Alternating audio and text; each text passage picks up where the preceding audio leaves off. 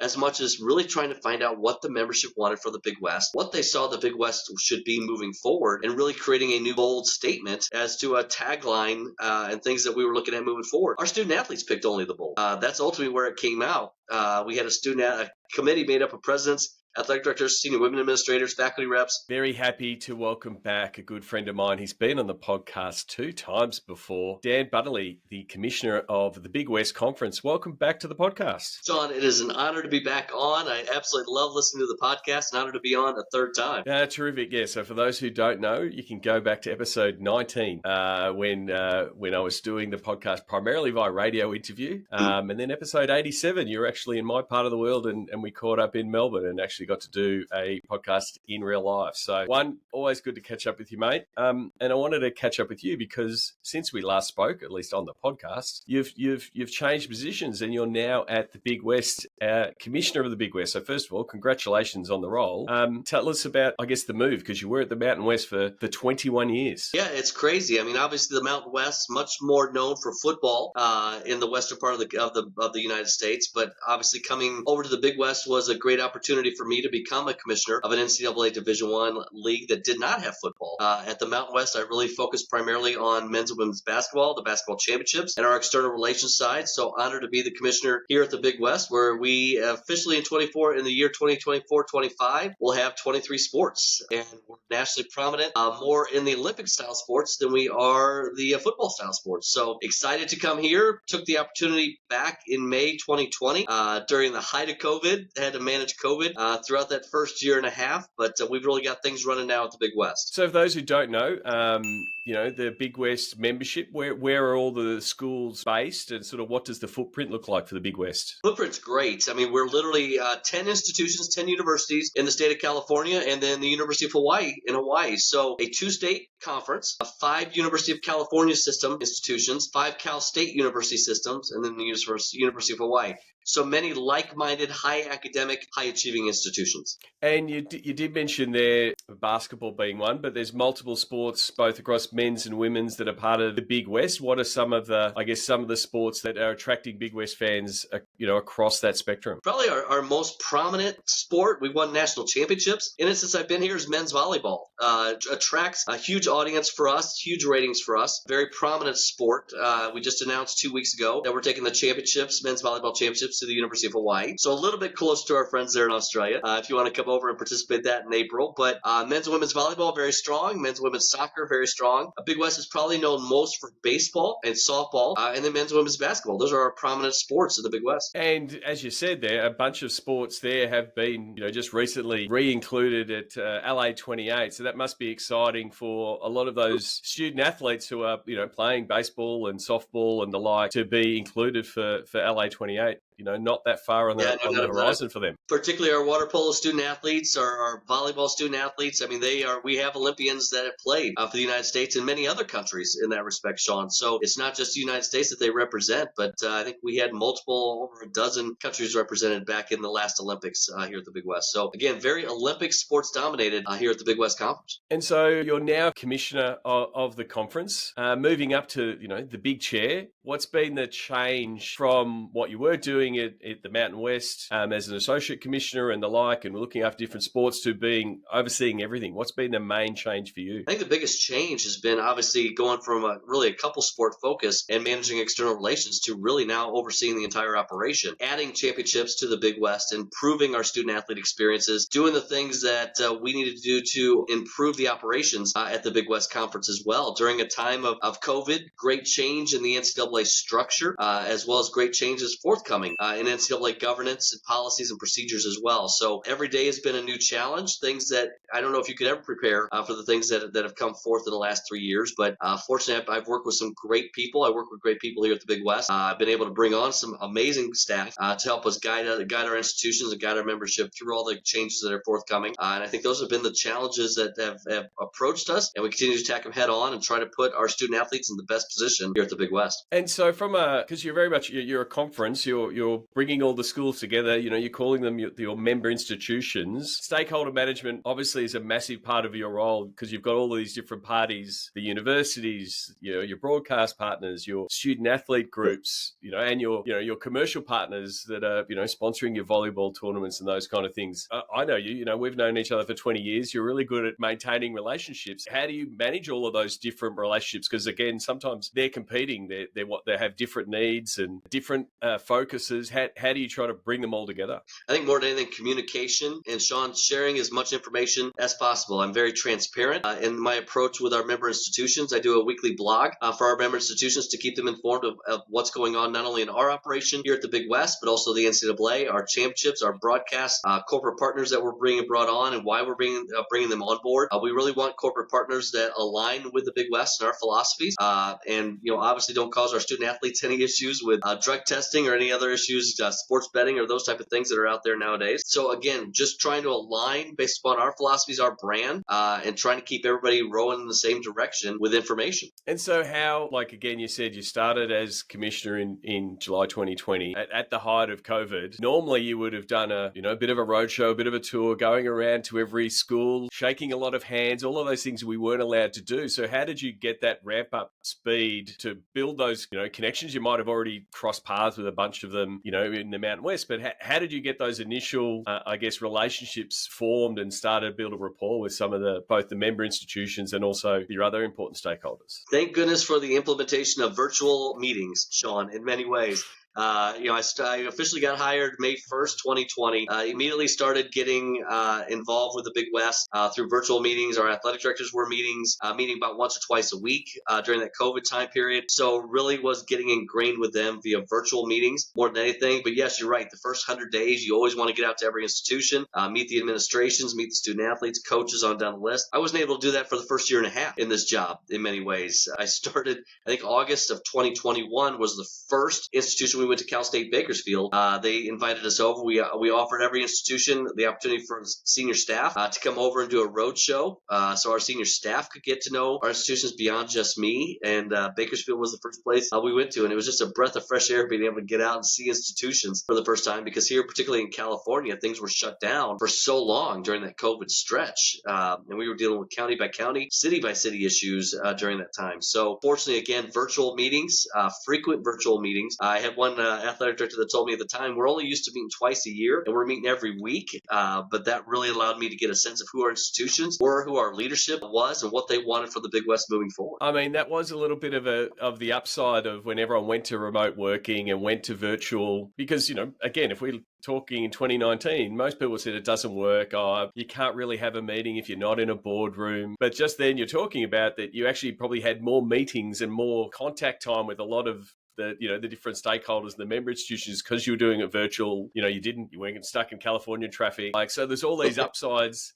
Do you think, has your, looking now, you're still doing virtual meetings? Do you think that as actually, you've got more cadence and more contact time with different people because of the way work has changed? Very much so, Sean. I think virtual meetings has helped every business. I can remember February 2020, even March 2020, before COVID really hit, we were still dealing with speakerphones and conference calls, not virtual meetings. People really didn't get introduced to Zoom or Teams or other modes of virtual communication, virtual meetings like this until March of 2020, late March of 2020. So I think it has improved communication with my member institutions. Instead of just having a speakerphone and not really being able to see facial expressions or their reactions to various things, it's been good in many ways. I have a flaw that I sometimes let my facial expressions be seen in virtual meetings. It's just one thing of things that happen. It's just human nature. I play my cards that way a little bit, but obviously I think, again, it's really helped me get to know who our membership is. It's helped me with NCAA governance committees I'm on as well, trying to get to know those individuals across the country. Yeah, you've got to really be careful of your eye rolls and yawns when someone is talking about a new initiative, because now the camera is on, it's expected, and so it has changed the landscape. One of the things, I do read your column, The Bold Type, and only the bold is the mantra and the driving mantra for the Big West. Tell us a little bit about that and why that's so important. Well, part of it, the weekly blog we just came out with publicly just within the last couple months. It was an idea of my staff's to make the internal, what I call This Week in the the Big West, make it a blog available to the public as well. So obviously some information is shared with the institutions. We clean it up for the public, through the bold type. But part of we went through a major brand review back in the summer of 2021, pretty much that January through July of 2021. We researched over 2,300 individuals. 80 were in person or virtual interviews with student athletes, coaches, broadcast partners, athletic directors, presidents, on down the list. And then we interviewed fans as well. Really wanted to get the impact of fans as to what they thought the Big West was and should be. So as we worked with partners on this overall brand, it wasn't necessarily Sean creating a new logo as much as really trying to find out what the membership wanted for the Big West, what they saw the Big West should be moving forward, and really creating a new bold statement as to a tagline and things that we were looking at moving forward. Our student athletes picked only the bold. That's ultimately where it came out. We had a committee made up of presidents, athletic directors, senior women administrators, faculty reps, branding people, and student athletes. And one of the student athletes, as we went through various taglines, she said, "That gets me motivated. That really gets me wanting to play in the Big West, be a part of the Big West, knowing that we want to be bold moving forward." And that's her statement. Sold it to our presidents and chancellors, and that's why we went that direction. We want to be bold. We've created our pillars and where we want to go moving forward with the Big West. And those are things that we look at daily as we develop policies and procedures and rules and things that we're looking at for the Big West moving forward. And it's also not just, I guess, a marketing tagline and a way you want to present your sports, on court or on field. It's also part of that, the activism of the student athlete and giving them a voice, and some of the initiatives that you're trying at the Big West, and that making that more complete student athlete experience. Absolutely. I mean, again, things that we look at relative to membership, or why are we going to add championships to sports that haven't had championships, or why are we adding sports to the Big West when those sports haven't been under the Big West umbrella in the past. I mean, when you're looking at a time that many NCAA institutions are looking to eliminate sports with the cost rising and the things that are going on, the Big West continues to lead by adding sports to our repertoire. So we're excited about where we're going, but Pacific Spirit and some of the things that we're all about coming out of this branding initiative has really helped us, particularly as you look at, Sean, now with the Pac-12 realignment and opportunities that could exist there down the road for those student athletes that want to continue to play their sports in California. That's true, because I did want to ask you about, I guess, the ever-changing world of sport and entertainment options. And, you're in a part of the world where there's a stack of entertainment options available for people in California. How do you keep pushing the Big West in front of, your current audiences and the people that love your member institutions, but also, finding new fans and staying relevant in a really competitive market? One of the greatest challenges we have, Sean, that's one of the things that I continue to work with our staff to see how we can get into the minds of our fans to try to engage more, not only on our social medias, but obviously attending our championships and supporting our student athletes during the regular season. This is unlike the Mountain West. I mean, the Mountain West, the institutions in the Mountain West, that was pretty much the only sport that Wyoming or New Mexico or Utah, obviously Boise State and Idaho, those were the professional teams in many ways in those cities, are seen as the main sports in those cities. Whereas here in the Big West, we're competing with every pro sports franchise in the state of California, as well as obviously Hawaii is on an island by itself in many ways. And that's why they get tremendous fan support at the University of Hawaii. But the rest of our institutions struggle with fan attendance. And as we struggle a bit here with championship attendance, we've got to try to develop that messaging. And that's an ongoing challenge. That's why the brand overhaul was important to us, to try to hear and engage with our fans via social media. We put an emphasis on bringing on new staff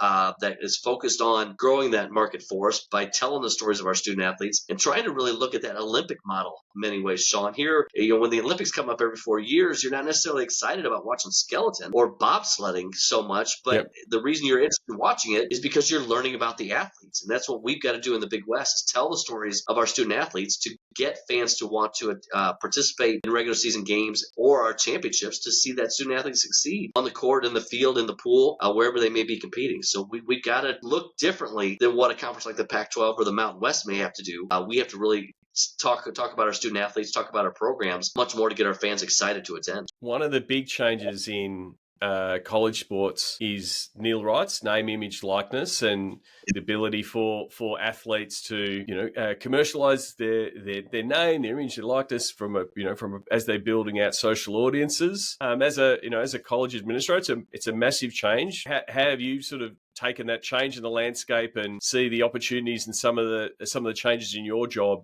because of it? Well, part of my change a little bit here, Sean, is I was actually asked to serve on the NCAA's name, image, and likeness working group. So one of a 10-person committee that was originally formed just a couple years ago, once the legislation and the judicial system had indicated NIL should be available to all student athletes. So I was honored to be asked to serve as on that committee on behalf of many of the institutions that don't have football that are managing this on a day-to-day basis. I'm excited for NIL, to be honest. I think many administrators were scared of it. I'm excited as long as name, image, and likeness is pay to work in many ways, but it has really become pay to play in other ways as well, which has negatively affected the Big West as our student athletes are very successful in their sports. But what we're finding is many student athletes in the Big West, a number of our first team, all conference, second team, all conference, men's and women's basketball players in particular can show that they can play Division I, and bigger institutions or their collectives are able to offer them NIL opportunities that far exceed what many administrators are even getting paid in that respect. So name, image, and likeness was created for student athletes to make money on their social media, on teaching camps or doing things that that they're successful at, selling a brand of clothing, doing those type of things, not pay to play. Sean, I think that's been the greatest challenge for the NCAA and particularly the Big West. Is it really has become pay to play versus anything like name, image, likeness was intended to be, I believe. So it's a little bit, it's in that early phase still at the moment of trying to figure out what the model is, the competitiveness, I guess you say, of different institutions and looking for that competitive edge and pushing the rules as far as they can. Do you think at some time it's going to sort of balance out to, like you said, get to that pay to work? You've got a great social audience, you can deliver great outcomes for us. That's why we're coming to you, and sort of getting that balance right. Is it because it's still relatively new?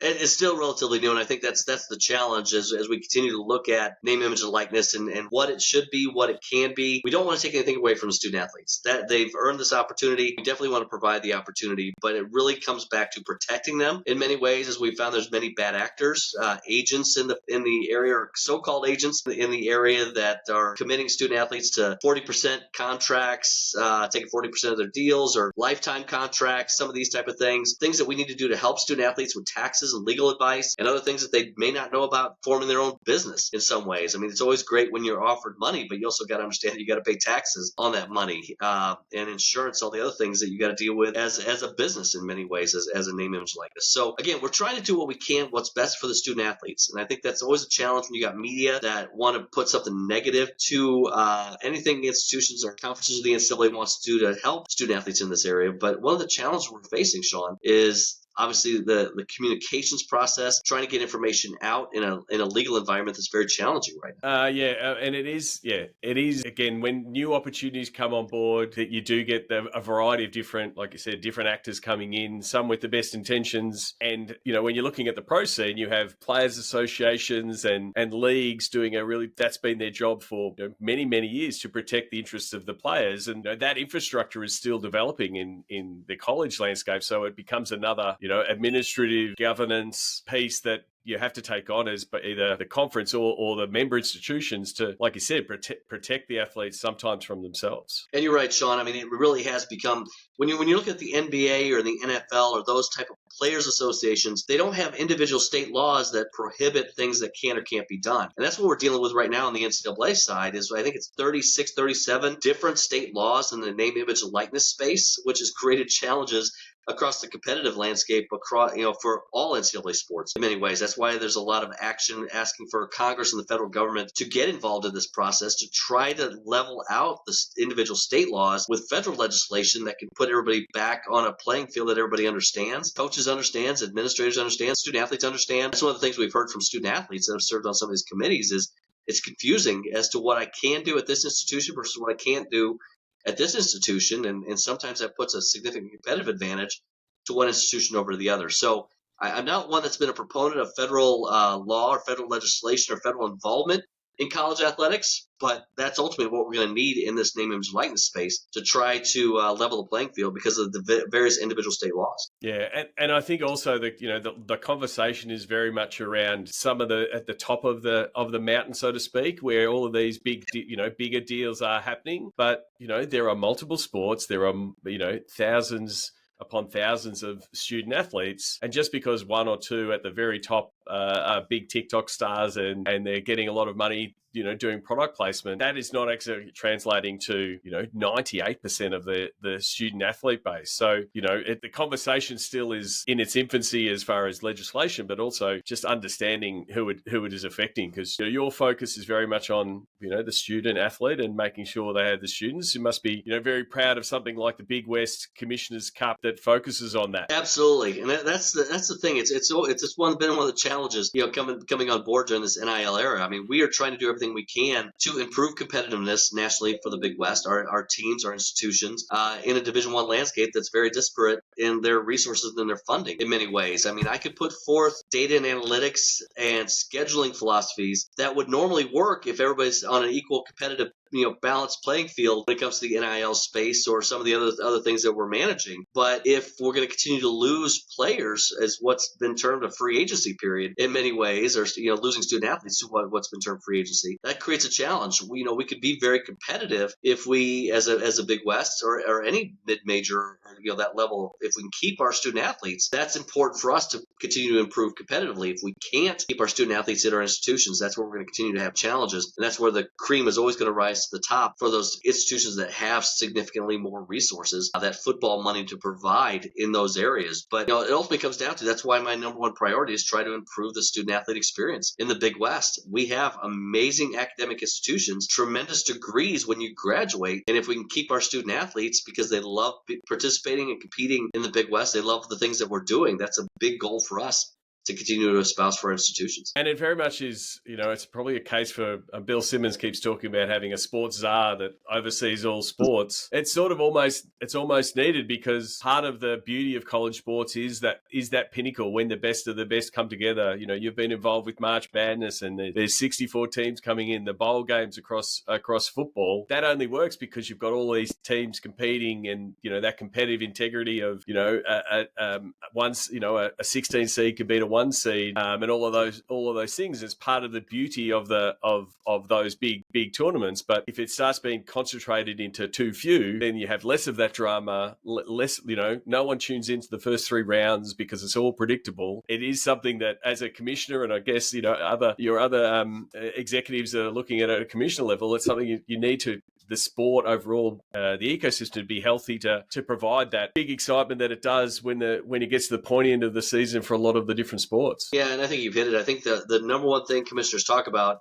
that binds all of the 32 conferences together, the 360 plus Division I institutions together, is that NCAA basketball tournament, the Division I basketball championships, because you can't have a Fairleigh Dickinson beat Purdue, a 16 beat a 1. It hasn't happened much over the historic term of the NCAA tournament, but it seems to be happening a lot more, Sean, in the last 3 or 4 years. So it just goes to show that there's so much parity in college basketball that there is the reason you create that interest in college sports is because of the Davids versus Goliaths in many ways. And when you get to a point that you're only going to be able to make the NCAA tournament, the National Invitational Tournament, which came out with news on Friday, when it's only available to the Goliaths, the interest in those championships is going to wane, and the NCAA is going to struggle moving forward. One thing I wanted to ask you, I always ask people how they, get into the world of sports or why they should. You've been working in the NCAA landscape for over 20 years now in the, sports and education sector. Why should, if there's people listening thinking about getting into the world of sports, a lot of them will go, oh, I love the Golden State Warriors, I want to go work in the NBA. What's the draw to working in the collegiate system? I think part of it is because there's so much diversity in the collegiate space, and not only in the workforce, but our student athletes. Also, obviously, our institutions are very diverse. You've got private institutions versus public institutions.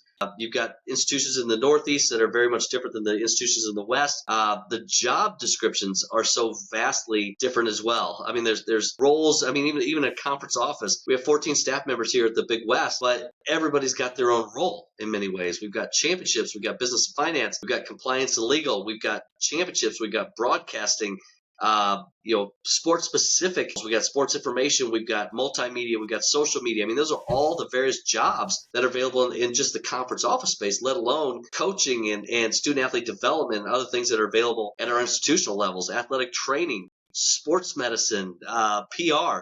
There's just so many roles that are available in the college sports landscape. And another benefit of the college landscape, particularly if you're at an institutional level, is the opportunity to continue to grow and learn with all the benefits you have being on a college campus. One, you're interacting with 18 and 22 and 23-year-olds on college campus all the time, but you can still go back to school, get more credits, and do the things that you want to do and build your career out as well. So there's just so much opportunity in the college landscape in the sports world than there may be if you completely focus on the NBA, which may be relative to team operations, sponsorship sales, or player development. They a little bit more limited in that space, Sean. And there is that opportunity, like you've done in moving throughout the collegiate system, whether it be to other member institutions, to other conferences.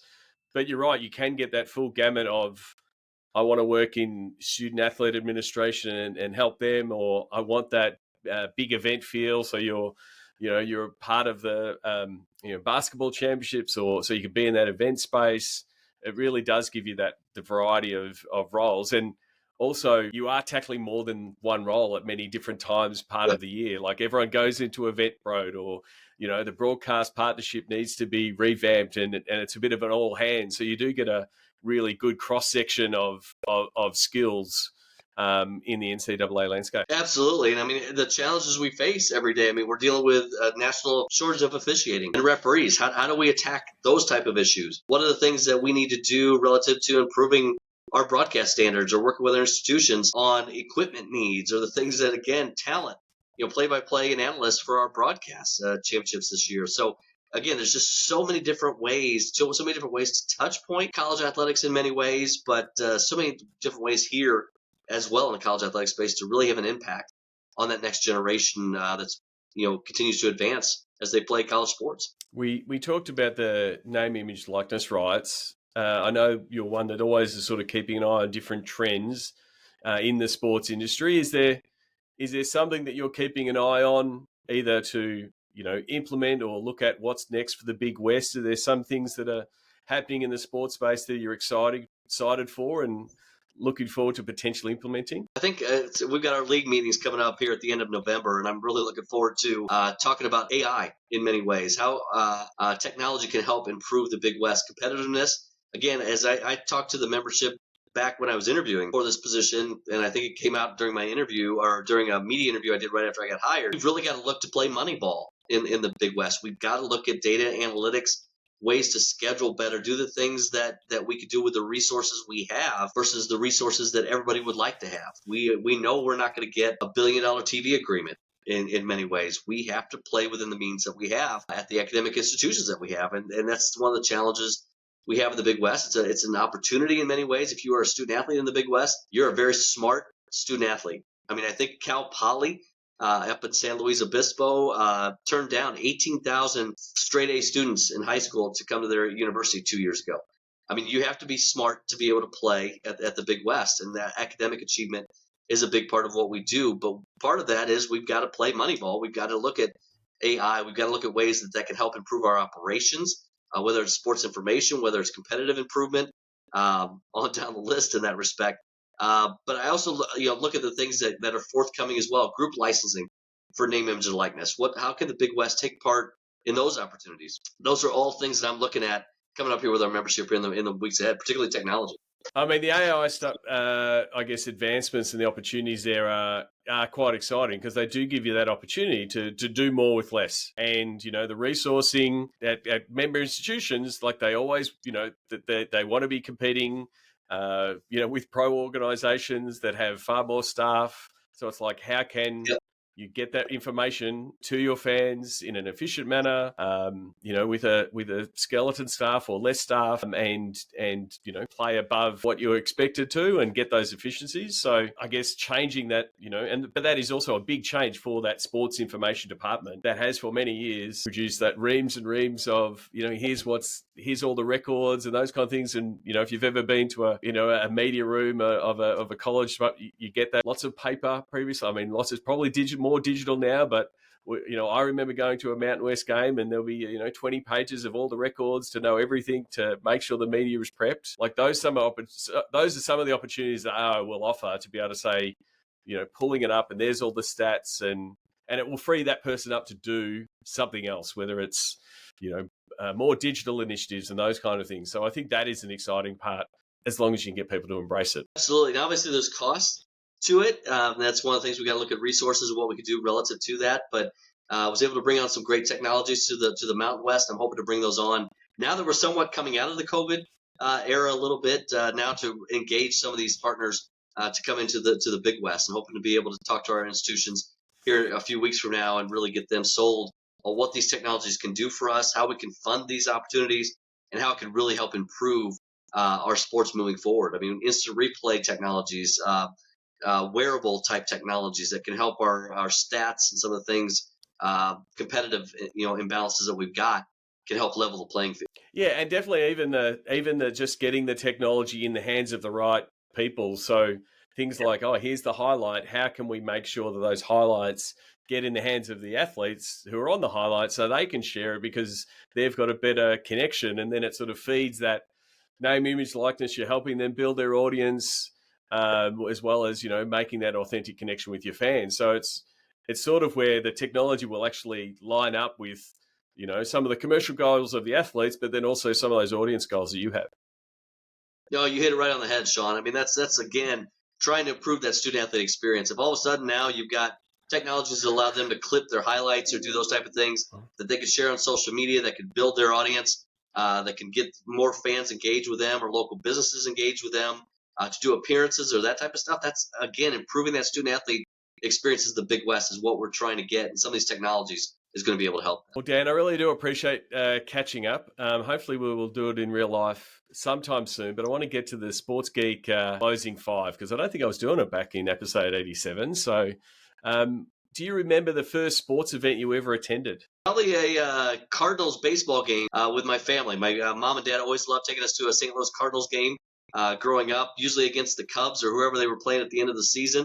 For fan appreciation night. So always loved going down there. Terrific. You would have been to a lot of sports events in your time. A lot of time as an administrator, so you're probably just grabbing something in the media room. But do you have a favorite food when you go to a sports event? I tell you, it's hard to top going to Laramie, Wyoming. Most people would say, really, Laramie, Wyoming. But Laramie, Wyoming, they had a frozen yogurt bar at every game you went up there. So as I was in the Mountain West and driving 3.5 hours, from Colorado Springs up to Laramie, Wyoming, to go to a basketball game. Not only seeing the basketball game, the officials, the coaches, the players, on down that, but I knew I was going to get frozen yogurt. So that was one of the great things in the media room, Sean, up in Laramie. Absolutely terrific. What's the first app you open in the morning? I guess Twitter, or you call it X in many ways. So that will be beyond my email. I literally look at email first. But if you're talking about an app, then it would probably be X or Twitter, whatever you want to call it, just to see what the highlights are in the feeds. I still call it Twitter. I can't call I call people tweets because I can't call them X's. It just doesn't sound right. But yeah, so that's fair enough. Is there someone that you follow? It might be someone on Twitter, or it might be an author or someone else that you follow and admire that the podcast listeners should check out? That's a great question. It just depends maybe on the topic. I mean, obviously, if it's college basketball, I love Jeff Goodman. I love Matt Norlander. I think they do really good work in the college basketball space. Mike DeCourcy is another one in the college basketball space. If you're looking at just news or politics in general, you can't go wrong with the various news entities that are out there. But I generally follow individuals as best I can, particularly those that have to do with the Big West in particular. And a lot of our institutions have some great social media content. Terrific. Last one. What social media platform is your MVP? And maybe you can answer it personally, and what's your go-to platform, but then also what's the platform that appears to be doing the best for the Big West? Best for the Big West is Instagram. We found that Instagram still is the number one social media platform for the Big West in our social media feeds. I'm a little bit older. I'm much more of the X and Twitter type person that goes to that app to get the latest news, get the latest information. Have not necessarily pushed Facebook. I find that more friends and family versus business opportunities. I find LinkedIn has been really good to post various things for the Big West as well. But Instagram seems to still be our number one social media feed. Very, very true. It is very much at the forefront for a lot of platforms. There has been debate on the sports Twitter and sports X, if you want. It seems to be sport is the last, I guess, vertical that's sort of holding on, maybe for dear life with Twitter, to say we still want Twitter to be around because it has been, our secondary color commentator, sideline reporter while we're watching live sport, and it's sort of why a lot of people in the sports Twitter space fell in love with it. Yep. Will we still be tweeting in 12 months' time? Is it? How are you feeling about where Twitter is currently? I think if Elon Musk would stop right now, I think we're okay. If he continues to play with this toy that he calls it, then I think it causes issues. Yes, I'm 100% in agreement with you. The second screen experience for me was always watching the game, but following Twitter. That started, 10, 15, maybe when you guys talked me into at Sports Fan Radio, getting me involved in Twitter back in 2007, 2008. Then I started getting a second screen experience. As long as Twitter doesn't make any significantly more adjustments, I think Twitter stays okay. But if adjustments continue to be made, I think the platform could fall off significantly. And that's the piece that I guess interests me, both working in the space and the digital space, to sort of, it will be interesting. I think it is a bit of a tipping point. Like, we're recording this early November. Like, if the NFL and the NBA start putting their efforts into other platforms, whether it be Threads or just pulling back Twitter, like, where does that audience live? And it doesn't necessarily mean that experience of live is going to go to this other platform. So it just might, go away. And then it's about where should our digital resources be applied? Like, where should our digital staff and sports information staff be focused on for the best return? And that also might be led by, student athletes and athletes to say, oh, what are they doing? Because a lot of, again, those early days, it was student athletes using those platforms, and they're very much pulled away from those platforms. So it's like it's one segment that's just not there anymore. There's not as many athletes, tweeting about a game. I think LeBron seems to be one of the only ones that'll tweet when he's watching a college football game or the NFL, but they're doing it less and less because the experience isn't great for them. So I'd like your thinking that Elon Musk won't do anything, or doesn't do anything else, but I don't like the prediction that he won't. So who knows where it might be? But until that time, what are the best platforms for people to reach out and say hello and say that they've listened to the podcast? Absolutely. I mean, anytime that people want to connect with me, I'm on Twitter, I'm on Facebook. At Dan Butterly is pretty easy. LinkedIn, the same thing. So don't hesitate, particularly on Twitter and X, whatever you want to call it. In that respect, I'm on Threads. I think it's the same hashtag in that respect, but Threads hasn't caught on as much here. I think people are still trying to figure it out. I think everybody signed up for it, but don't know what they signed up for yet. So, again, Twitter X at Dan Butterly is probably the best place to get me. Well, thank you very much, Dan. I really do appreciate catching up. It's always good, and hopefully when I'm in your part of the world, we can catch up in real life again. Or hopefully when I'm in your part of the world, Sean, I will definitely let you know. Absolutely. Invitation is always open. Thanks, mate. Appreciate you, Sean.